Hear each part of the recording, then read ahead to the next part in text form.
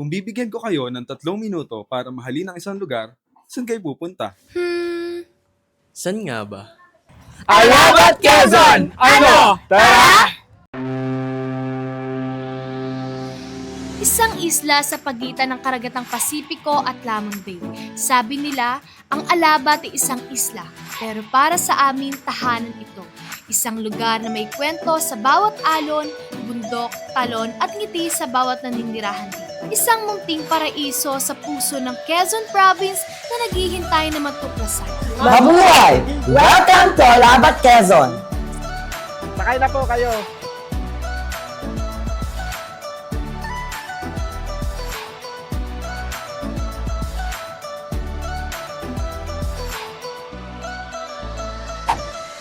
Bee farming experience! Tara! Ang stainless bee ay hindi masyadong agresibo na bubuyog. Maliliit lang sila. Isa ito sa indigenous bee natin. Nandito yung honey at saka yung mga pollen grain. Makakatikim kayo ng sariwang honey ng stainless bee. Ngayon guys, tikman natin ang fresh honey ng Alabat. Ba, masarap. Masarap. Hello guys! Andito ako ngayon sa Silas sa pamamagitan ng Slow Food Community at ng local producers na ipapakita sa mga bisita ang pagkain, kultura at pamana ng tunay na Alabati. Parang gusto ko lang inasal. Kayo ba? Tsaka dinakdakan.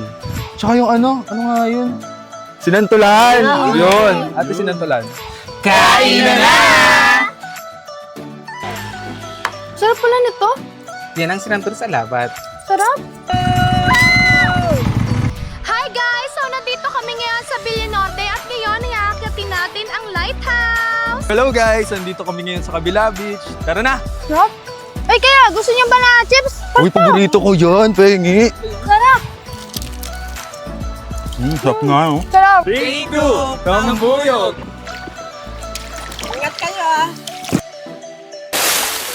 Sobrang ganda. Kaya nga. Ado! Nakakapagod. May pangpawi ako dyan. Siyempre, hindi mabubuo kapag walang pulutan. Eto po! Tikman na yan! Ay po! Pakinabangan po! Bago tayo umuwi, may isang lugar na hindi dapat nating palampasin. Ay ate, alam mo na-try namin to. Yes sir. Lahat ng products namin dito, dinadala ng micro, small, and medium enterprises. Hindi sapat at 3 minuto para sa pagmamahal ng alamat. Mahal ko na ang Alabat! Maraming salamat, Alabat!